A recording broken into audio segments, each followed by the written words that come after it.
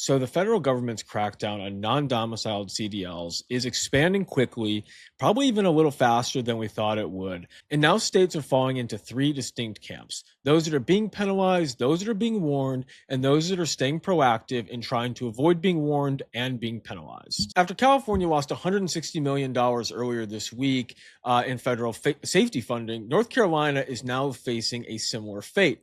While Tennessee has begun proactively updating their CDL records to stay ahead of federal enforcement. Now, North Carolina seems to be the worst in the nation after a new report came out earlier this week that the U.S. Department of Transportation put out and shows North Carolina at about 54% of their non-domiciled CDLs were issued illegally.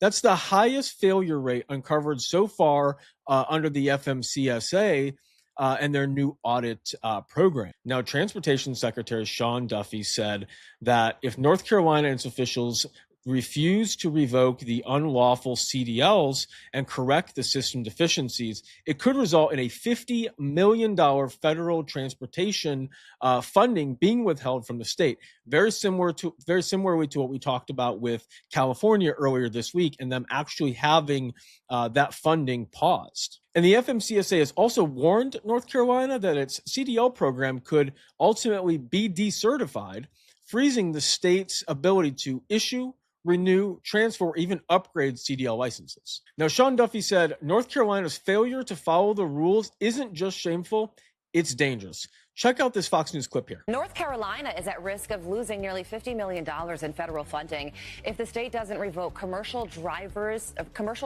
licenses granted to unqualified immigrants. Transportation Secretary Sean Duffy writing, quote, North Carolina's failure to follow the rules isn't just shameful, it's dangerous. I'm calling on state leadership to immediately remove these dangerous drivers from our roads and clean up their system. The push comes after the DOT found that of the 50 North Carolina immigrant CDLs they reviewed, 54% of them were issued illegally. Now, the FMCSA's audit found that state-issued CDLs that remain valid well beyond a CDL holder driver's lawful presence in the states. So I'll just, what we were talking about with California, we saw that, several CDLs were issued all the way out into 2030 with their work permits ending somewhere in 2025, 2026, 2027. So this was obviously a clear and issued violation of federal law. Now, North Carolina has just 30 days to submit a corrective action plan, including pausing the issuance of non-domiciled CDLs, identifying and revoking non-compliant licenses, and conducting a comprehensive internal audit of their DMV systems, their training, and their controls to see how this happened and to make sure it doesn't happen going forward. Now, following the release of the audit, I want to put up this tweet on screen from Representative David Rouser from North Carolina. As you can see here in the tweet, David Rouser said, the results of the USDOT and FMCSA's audit on North Carolina's non-domiciled CDL program are the worst in the nation. Democrat leadership allowed a culture of negligence and a lax oversight to take root, directly endangering our North Carolina families and businesses. It's time to restore our integrity to our roads. Proud to stand with Secretary Sean Duffy and American truckers in the fight for better licensing standards and highway safety. And then we've also got this, you can see here on screen if you're watching.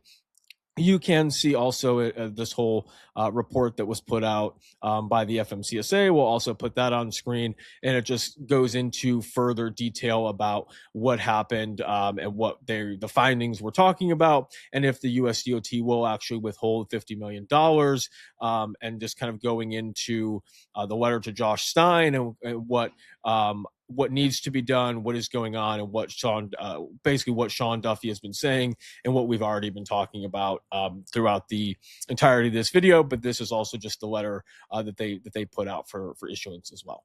So Sean Duffy's threats aren't just blowing smoke; they're obviously becoming reality, especially with these funding penalties.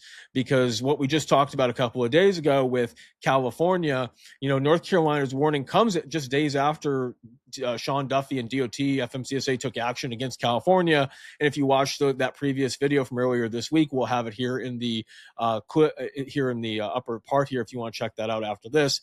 But you know what's going on. But the FMCSA, like I said, withheld $160 million from California because they failed to revoke more than 17,000 improperly issued non-domiciled CDLs by the deadline. Now, Tennessee has decided to be more proactive and start to clean up some of their legacy CDL records. And just a couple of days ago, and I'll put it up on screen here, the Tennessee Department of Safety and Homeland Security announces updating older CDL records to ensure compliance with current federal and state requirements following a presidential executive order.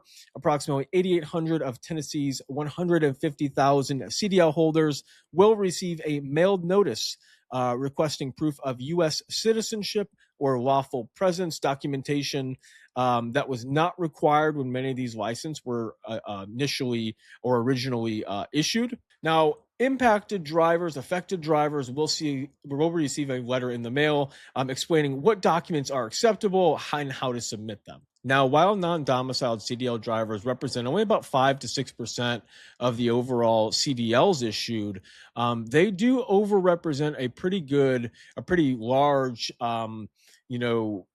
concentration of the spot market and some price sensitive markets. So as states continue to revoke licenses, pause issuance,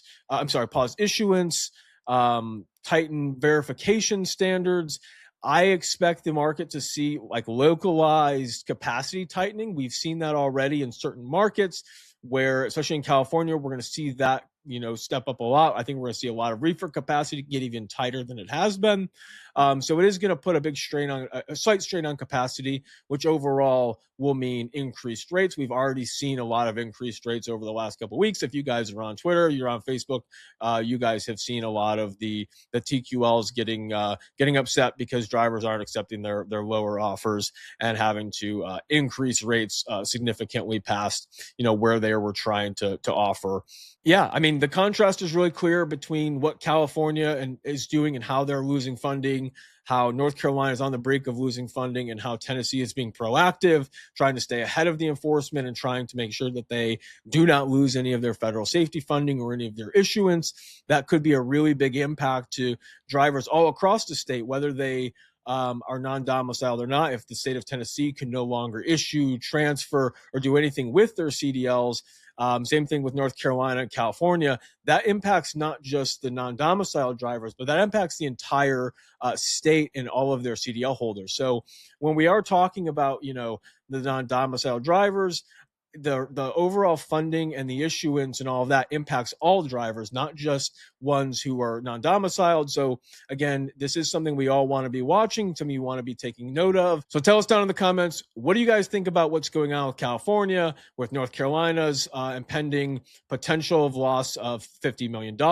and Tennessee staying ahead of the curve? What do you guys think what's going on? Is this going to be helpful? Do you think these penalties hurt these states? Do you think it really doesn't matter because in a state like California, their overall GDP is somewhere around like $4 trillion. So does a $160 million penalty hurt them? It definitely hurts a state like North Carolina. It would definitely hurt a state like Tennessee, whose national GDP isn't as high as that. But again, this still does hurt the state of California, because if the federal government decides not to allow them to issue CDLs and things like that, it could just throw a whole another wrench into an already crazy system. So I appreciate you guys watching this entire video. We'll catch you guys in the next video. Don't forget to think freight.